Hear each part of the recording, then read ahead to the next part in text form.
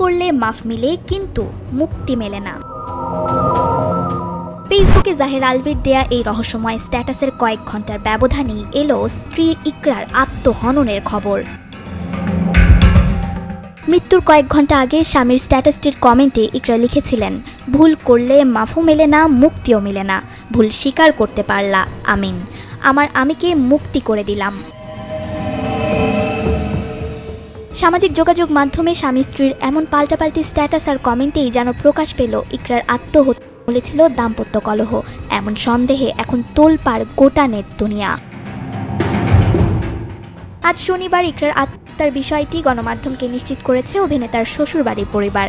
জানায় আজ দুপুর 1:30টার দিকে মিরপুর DOHS এলাকার একটি বাসায় এ ঘটনা ঘটে। বর্তমানে অভিনেতা আলভি ঈদের একটি নাটকের জন্য নেপালে অবস্থান করছেন। স্ত্রীর আত্মহত্যা বিষয়ে গণমাধ্যমকে এখনই কোনো সংবাদ সম্প্রচার না করার অনুরোধ জানিয়েছেন অভিনেতা।